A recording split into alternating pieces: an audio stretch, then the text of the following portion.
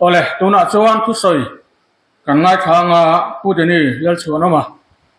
election officer angai poimo zong aduang zong te sei turin lo somang chairman le kan MJA member te le lai district chunga political party sang kan media cell te le hroi tu poimo rak tak te voina helai huna local zong te chibai kan bu masa chewa amasa in nia aron soyang khan Daniel chuan oma kania kumsang ni som pariat batch MCS kania hemi ma khan agriculture department ate kumsom don kalau thok mana ti chong ka han lut vele a ti chuan hei voina helai huna rin lo de umain kan ron oma karon omna po alarei lo khop maya mei thlakop khan karon zoma ti chuan hei kan MJA te hi an lo fel khop maya keini lamina ana chang kan hriat lo thleng hian min beng varin ti hian thil hi an ron ti a kan lom khop maya keini DC office lam a district election office lam le ami mal takin keima point le kan DC po hian ai appreciate mani ti kha ama sain kan soya lom thu kan soidu bok ani ti chuan hei voina heti hun thatak mai kan han buat saya a district pum ang khan kan ti thei chi alawa long tla hi alo dang lam riau maya district hroi tu han ti hian lai district le chakma district hian kal zel lo thei lova chuan voina helam pang kan han ti masa a nakina tu manga kan om thei te ni chuan kan DC te po anrem chan thei huna khulam panga te po kha zunei le te po a thain kan ringa yan chuan in ril ruwa te po kan han nei ania chuan hei voina kan lo kal khoma kan soidu achu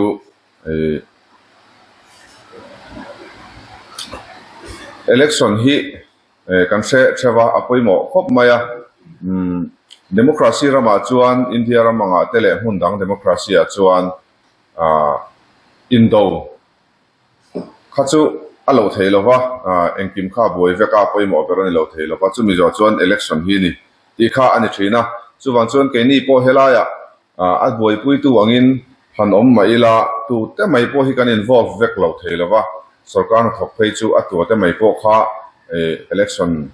commission noya deputation angangai engemoti tura varwat khachu anni zela helai election cell te ADO office te point mihring san te bungrua le man ro san te po anei lova khang sarkar le mimal bungrua le mun le ami hringa thleng po khan atul dan anga man tangkai tur ti kha ania chuwan chuan India ram shrimshima point election commission hi thunei na sang tak pek ania a force lampang zong te a civil aviation ti lampang te thlengin engkima katianga khan thunei na sang tak pek anni ti kha kan soin ma sadwa chuti rol chuanin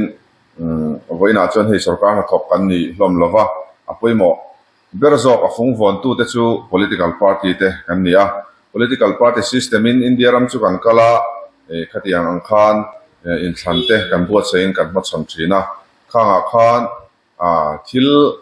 affair lo le wan huai thil te le engengemo om theina le om lo theina khan mo kan phurna sa em maya chaktum le site nei lam vek kan nia party om na te tran vek le engeni du na chan engemo neya party zom vek kan nia chuti rol chuan thil fair lo le dan phalo thilamo engemo khatiang chi kha kan ti lo tlan kha apoimo a top kho ka chuan party ai oron kalma ni la kan nichina kan ngai thak tang khan longtlai district mai pialama a Mizoram tan shrim poa ming thatna engeni khatiang thlen theitu kan ni ba ka a ming thatna lam ma pang ai ma po poimo chu atak taka ramtana rongbol tu dik taka rongbol theitu le ramasona thlen theitu kha kan ni ti kha kan hriat poimo hlein ka hria chulai chu apoimo khop maya kan soi thina ei ramin rel bol na ponga chuan democracy rama te chuan politician te thanlal te chung bera an oma an lal ber lo theilowa engang point atu te po hi thil diklo kan ti du chuanin diklo theivek kan ni rualin a ho tulu beratanga kan dika hroi tu tha kan nei hi chuanin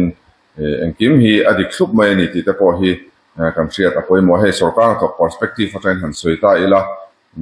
sarkar na thok chuanin entir nan hei tunlaya engemo court case te po kan hre zo anga engemo corruption case awanga hanin mana thiam lo han chantir te po kan hre zo in arin oma khatiang chia te po in chan le engemo hain thupui te amlova khatiang nga om khachuan sarkar na thok te chuan a minister te mo khatiang a than lalate kan chungami te an han dik dewan han khong hi chuanin kan hlau em maya dik lo hi kan hlau em mai ni khatiang kha ania engkim a scheme le khatiang khoi tu kha khatiang ina thil dik lo ti an hlau kha chuan thil hi akal dik zui mai ni ti kha kan hriat a poima amaro chu ta chuan a control tu ber chu khang kan politician te an nia khang nor tu le atidik le tidik lo zong nor thei tu kha party mi te mi pui te kan lo ni vele thung boka ti khan kanin kai hmel kual veka chuwan chon kan poimo em a phong huan tu tak tak kan ni ti kha kan hriat lan a poimo hle in ka hria kan soi ma sadwa ei media cell te kan nia ke mani party chung thawa thu chu sang tele le lam party che che thunga mo khatian te po la khoma han ti vel turate kan ni mani party in fak moi na chungchang te po khatianga han disseminate tu tur an tlang zar tu tur te kan ni tin hei chanchin bulam mi tele election cell te nen thleng po ni an chu khatianga in nai taka na thok tu te po kha kan ni anga tin a party chunga po thil lo hriat fu lo pal te emo engemo adan le dun thil ani emo khatianga kan ho tu te kan tho pui te bengwar tu tur te kan nia kan poimo hle ni ti kha kan hriat a thain ka hria chu kan soi masadua ti chuan hei voin ni chin do lo khan an hoi an tia ECI an ron kala kan hre kanga ECI full commission an ron kala nimin lama te district sang atangin presentation te an pe a DC district election officer cheuten tin voin lama khanin ami sweep kan ti maya sweep kan han te vai lam thiam lo wanga sweep dinge mo kan ni ka thalova SVP ti ania systematic voter education and electoral participation ti ania ami election kai noi thila call thil ani emo election kalphung frima khatianga campaign le awareness sang kan ti ang chi khai khom tu khania sweep kan ti chu in thlang tura vote thak tu te vote nei zong te po in thlanna an participate thena tura ta na thil sang an hriat tur om ang chi te enge facility om ti ang tele khatiang thil poimo mi puya va puang zara khatianga mala tu tur te an nia khami exhibition kha an nei zo chia voina po te chuan an ho thla chuwang chuan kan DC po voina hen aron tel man lo na chan kha ani boka ti chuan in kha nimina press conference ten neya kan lo ngai thla emo ka hrelowa kan hriat tura poimo dewa kan hriat chu free and fair election kha kan tumber chu ania ti khan thupui berania hemi chungchang ai chon Mizoram hi chu kan fel fai khop maya tun ma tang to in kan tha em maya engemo thil thleng de ubi riau omani lo chon atlang po hi chuanin borok po hi amon om thina thil fair lo le thil poi khoina lian thamlu duk te po hi a thleng lo tlang puya ani na taka pe chuanin mun tam bera hi chuan police po ngai manglo hian wele kan tiang chi hianin tenen hian thok kho tai la kan ti thei deuh vek om mange ti tur khapa muan omania ani lampoin an hrian appreciate em an hre em chuti lai reng chuan ei kan ramral muan awang tele khatiang boruak ralmuang tak noya kan amawang khan adu tan chuan thil thalo deuh le engemaw hantina remchang kha ain hong vele thei boka chuwang chuan khang zong te pawh kha film khur angaya kanin veng ton anga em ani ti kha kan hriat angai anga tin kein kan party mi theute kan thopui da theute po kan lo hril hriat tura ka du chu nakina po hei kan nodal officer kan sweep nodal officer akha kan DIPRO pu hruai te ania an transfer policy pamina an thleng dona ani hi chho dona vain voina po hianin presentation te po kan han titura kan han base line aron ti thei talova thotran lama chuan mi thar te poin an ron zomanga khang huna te po ma kan ron la chawanga kan ron tlang zar tura ngai la tin tuna po hianin engemo malakna kan nei reng to a vote thak dan tura EVM le VVPAT manga vote thak dan tura boina kan nei lo na turin a demonstration center te po tuna hianin kan set up to a heta long tlaya te sangawa bungtlang south le chong te a te kan set up to a adu piang in vote thak thei turin han thak chin thei turin kan tia a voting machine kha in than masalama te po kan hrianga engemo soi kha omani a voting machine hi EVM han rin lo na tele khatiang engemo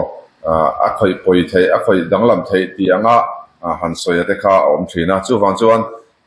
khang ang rin hel na boruak te re tur khan awareness campaign sang te kan nei me ka khang ate po khan kan party mi te kan thenom nai mi te kan veng te ni ron kala ron ti sin tur te po in vote te ron thak sin turin lo hril ta ila voina mi te phei hi chu he kan meeting zo te po hen ron chho la khilai ken varanda khen ka in hong renga ala ti lo te phei chuan vote te han thak sin ta ula han kan som pa bok chewa tin chu mai ba ka mobile demonstration hi nei tur ani boka mun engemaw zata kan nei to a sector officer te kanin ruata khang te khan engemaw zata an vati to a anla tivek theila watin kan kong condition te kan hria Longkai district chu hankal ha devila katang le min tiang chi kha om tam hri maya ruwa tam zual pui te han hul deuh sela ko te han hul deuh sela a mobile a po hi kan la ron kal puyanga khang huna te po khanin kan lo participate thawanga tin educational institution te atiang mun poimo sang te po kha kan han tlo kol bokanga kholai remchang lai ate kan ti bokanga han te khamilo khiat sakta ula tin poimo de umaya chu C vigil kan ti hi nakina chuan kan la ron tlang zaranga mumal dewin ahman dan te enge a tho te po kan la ron soi tura ngai la tam tak chuan kan hre de uvek to zokin ka ring loin mang thin to te kan nia thil tharo ni lova C vigil ti chu mobile application ania chuta chuan kan han honga tu te po in mi pui tu po ina thavala ka engemo thil fello eng party inamo eng candidate inamo a dan phalo thil alo ti angamo khatiang angchi han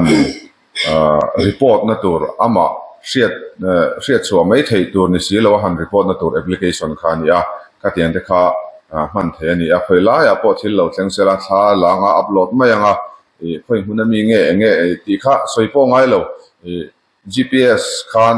amun a coordinate kha capture do na khoila thleng nge ti kha hriat vek do na kha ron lut te kha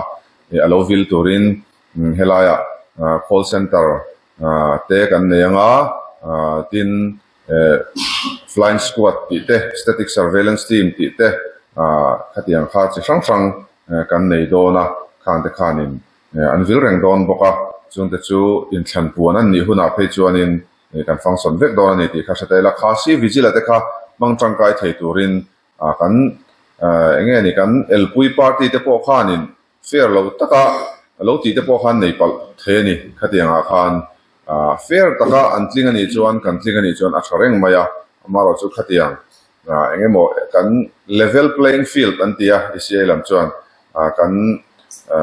engeni kan campaign na turata na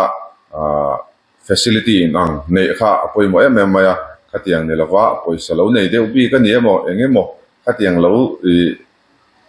ti theidan rio hriate dan phalo thilte po kha lo om theini kha report na turani a hengte po hi MJA lam pangtele kan media cell party sang te pon lo tlang zar taila a thkhop maya mumal zokin kan laron ti anga tin party lam tana kan hre tur poi model mai chu application dang pakhat an kha press conference an soi chu thawa kha know your candidate app ti kha om do ni chu candidate te kha an detail sang nomination an file anga khata tling le hnuk dok lo te kha chu an detail sang kha dalu angai do ni criminal record an lo nei to MT te mo an affidavit submit te po kha upload tur ani anga khatiang thleng khan in criminal record nei an ni phei chuan kha bial chunga ding tur kha criminal record nei lo an mu zo lo mi enge criminal record ne din na chan tiang te po kha explanation kha sia mangai do na ni political party lam tang khan khatiang thleng khanin om do na mi puin kan than tur hi tunge ani engang mi chiange ani ti an lo in zir theina tur khan khang te po kha om do na chu mi zong zong na download thein khalai tang khan kan candidate sang te chan chin kan lo fe zong zong theinan khang te po kha om do na tin saksam man tia chu mobile application bo kania PWD kan tia persons with disabilities tia nia ram tui le lo kan tiang chi te ma ania ram tui le lo le hei pian phunga rol ban chi alo te po vote va thak tura problem nei lem lo po kha om thei thowa amaro chu vote va thak har sa polling station of kal har sa ang chi te khang te na an register theina tur te wheelchair to ina wheelchair advance ngeni an lo order theina tur ang chi te khatiang kha ani boka tin hemi chungchang a hi chuanin hei tuna hearing te kan nei chhodo na role revision hi akal meka voin hi na role in thun tur te siam thatur te ang chi zong zong ata na application submit hun top ni ania di chuan mun theng khata pe chuan voin atang hian hearing te pon te chan to khatiang deal tu om to lo na ang khuwa chuan an chan der to a chuan nak tu ka tangin an han ti chho marmar bokanga khanga khan role alu te an ron om tharanga chumi zo a chuanin khatiang ang chi PWD kan ti ang chi a po ke bai deuh satlia tiang te kut le lambul ti te chu ram tui le lo chu ni eng ma sela vote va thla kan du zong va me keu kha chu har lem lo ni khatiang ni lo polling station of kal har sa turang chi te po kha a list la form kan la tum thowa ke ni po hian mumal taka pui an ngai na ang chi a facilitation kan lo pek theinan kan puina om theiang ang kan lo pek theinan khatiang kha ruam man na siam te po kan tumani ti te kha mi lo hriat sakta ula tin candidate te expenditure ceiling a kha an soi boka ne noi som hi pariat kha ania hi apoi modon khop maya election an han puang anga tuna hen team tur te po hi kan ruam man tang to a kan soyang khan model code of conduct election an puana tang chuan model code of conduct kan tia kha enforce ani ngal don ta ni election thleng chuan kum dang anga ni chuan kum ka hre chualo chuan kum sang ni som pathum MLA a khan November thatira tho ni in ka hria sang ni som pare ta ko November thatira tho puana nia in thana kha a full commission ten local hi chuan an ho thlak le nu loka hen an ron puang mai thin ti kha nia maro chu tun tum hin ron kal ma dewa enge anang ka hrelowa dan tlang puya chuan November thatopa in thlang turin thatira in thlan puan te nia khati MCC enforce an ni to pe chuan hang team frang kan soi video surveillance team ti te static surveillance team ti te video viewing team ti te in sector magistrate frang an omboka quick response team ti ang chi te khatiang kha a civil lam le police te in cop team kha video camera te still camera te khatiang keng khanin an vak walang an duty don bokatin call center to poina an ron call theina tur akha kan set up don mek boka hi kan soi zaw le duwa 1950 toll free number hi om don ani tuna po hian amman thei to thowa amai ro chu